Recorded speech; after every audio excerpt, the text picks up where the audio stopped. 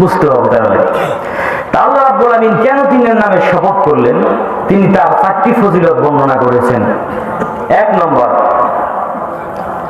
হুদিয়া ইলা রাসূলিল্লাহি সাল্লাল্লাহু আলাইহি ওয়াসাল্লাম তাবাকুম মিনাত তিন। রাসূল করিম সাল্লাল্লাহু আলাইহি সাল্লামের দরবারে একদিন 3 ফলের স্তূপ আসলো। তাবাক বলা হয় স্তূপকে। 3 ফলের একটা স্তূপ আসলো।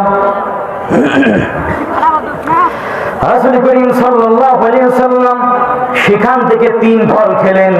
খেয়ে বললেন যে আমি যদি বলি কোন ফল জান্নাত থেকে নাজিল হয়েছে, তাহলে আমি বলতাম এই 3 ফলটা জান্নাত থেকে নাজিল হয়েছে। বলেন সুবহানাল্লাহ। তাহলে বাংলাদেশের ডুমুর আর এটা কি হলো? ডুমুরে কি স্বাদ আছে? এমন স্বাদ রাসূল সাল্লাল্লাহু বললেন যে আমি যদি বলতাম যে জান্নাত থেকে কোনো ফল নাজিল হয়েছে, তাহলে বলতাম এই 3 ফলটা জান্নাত থেকে আসছে। যেহেতু আসে নাই, এই জন্য বলতেছিল জান্নাতের ফল। এটা হচ্ছে 1 নম্বর ফজিলত। 2 নম্বর,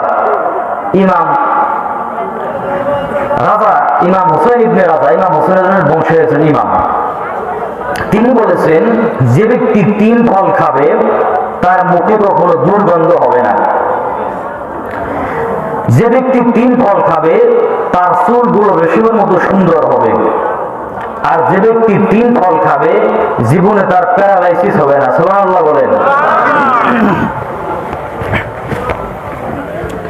3 নম্বর ফজিলতটা বড়ই সুন্দর। তিনি 3 নম্বর ফজিলত